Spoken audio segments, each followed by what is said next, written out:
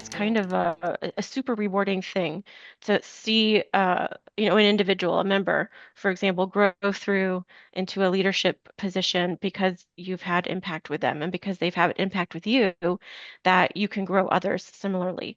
And then see positive movement as a result of that for organizations that are responsible for moving industry. And, some of these industries are nothing to sneeze at, they're very important things. They're medical, they're a water supply, they're food chains, they're all kinds of stuff. There's research, all kinds of stuff that are really important. So that's kind of how I got into associations. The interesting thing about fraternal organizations like Shriners, and same I think with the other service organizations that you've named, is that it becomes intrinsically who you are.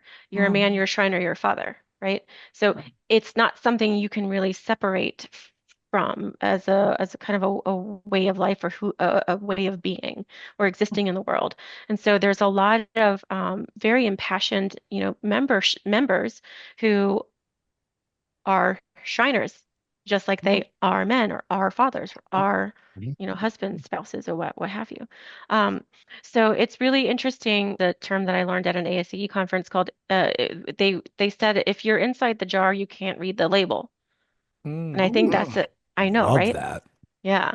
Like it's one of those things that really helps to understand your perspective and realize that your perspective is limited to just that environment that you're in. So I say, and it's generally true. The longer you are on staff, the more inside that jar you become. So it is harder to see the outside of that label and read that label. So one of the things that, I share with my staff, the folks I recently hired, but also, I would share with any new person coming into the space is take advantage of that newness. Try to be new for as long as you possibly can to hold on to that perspective on the outside of that jar. Because I think that's where your innovations take place. That's where those, light bulb moments happen. But more importantly, write them down because you'll forget if you don't. I have a question about when you're dealing with an organization that's as old and compassionate membership as Shriners. And I mean, I ask this because I have a client that has several different generations as membership. So there's always a struggle with you want to engage with the elder generation and have to engage with them in a different way that you do with the younger. So I'd Mhm. be interested to hear, how do you market? How do you message, or how do you try to engage the different generations of membership?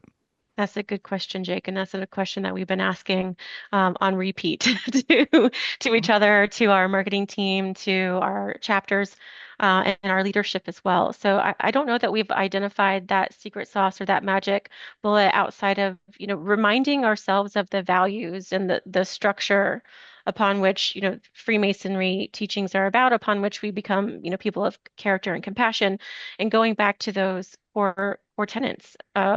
Of value systems, value structures, and that's true for Shriners as much as it is true for any membership organization. Sometimes you need to go back to your roots, go back to the basics, to really understand how you can translate that into what it's like now to Mm. consume membership as a consumer. How do you consume your membership? How do you consume your content, your media, your marketing? What is going to resonate most with you, especially when you're talking about multi-generational, uh, you know, member experience? How can you Mm. do that, making room for the 18 to 50 crowd, right? But that's Mhm. our next gen crowd, which some people laugh when I Mhm. say that because usually most people's next gen ends at like 25 or 30. Ours goes up to 50. So when you're talking about that next gen crowd, how can you accommodate not only generational differences or gaps, but also, life stages? Are you married? Are you divorced? Are you widowed? Do you have children? Are they grown? Are they young?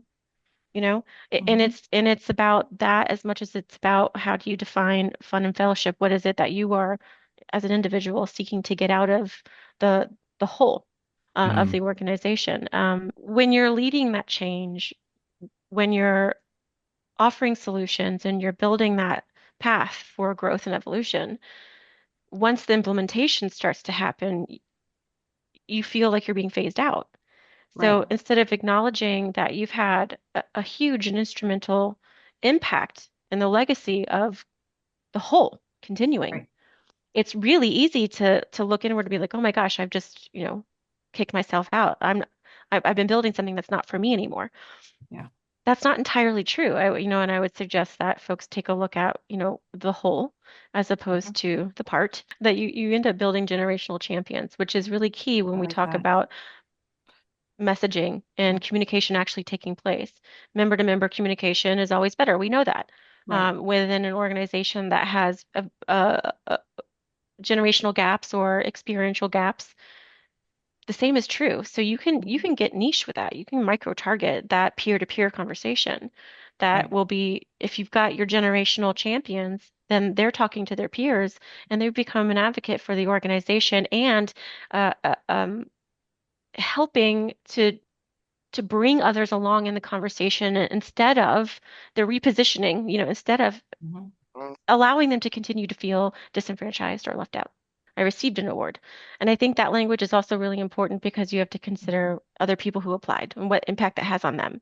Does that diminish what they've done or their accomplishments? Or no, it absolutely doesn't, and it shouldn't. So when you're in a room full of folks who are professionals in their own right, who are making contributions to, similar things that you're being recognized for, recognize that they're there too because of the same things.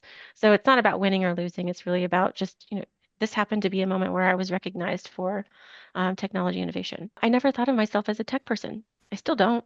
I'm a low adopter, late adopter of tech in general, life terms. I'm still trying to figure out how, some project management software works. I'm still trying to figure out how Excel works, like all of these things. But I think it's, what I did was I recognized I needed to solve a problem. I needed to figure out how to do it. And I was looking in the wrong places because what I was looking for was one piece of technology that could just do it for me and absolve me of all responsibility of thought, original thought, creativity, strategy, execution. Because that way I wouldn't be responsible for whatever results happened, right? And I think that there's a lot of emphasis placed within the association space, but there's a lot of expectations that we place on our technology to do the work for us. So that's what I mean when we're outsourcing our accountabilities, because we can say, well, the tech didn't work, so I'm only as good as my technology. I say that a lot. I'm only as on time as the bus is. You know what I mean? But Right. that's outsourcing my accountability to a transit system. It's the same thing for for tech.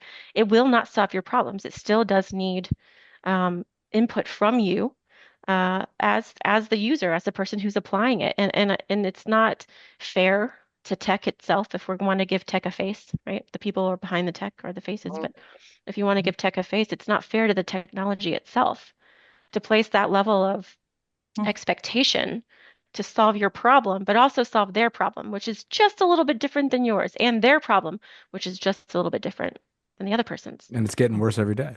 And it's getting worse every day. So you have to be innovative in the way that you apply that technology. You have to be able to test its limits too. Hopefully, when you're working with a tech partner or a vendor or company or whatever, hopefully they're partners. That's where the, the best outcomes take place with partnerships. Um, that you're working together and that there's openness for that bidirectional communication. You're saying, I'd like this feature. I need it to do this. Is it possible? Well, maybe it's not, but you know what? We can get you closer by applying a solution over in this other, area. So there's a lot of flexibility, I think a lot more um, than than we realize or we want to acknowledge because we are a quick consumer culture, because there's so much, demand on our time that we really just want to press a button and let it go.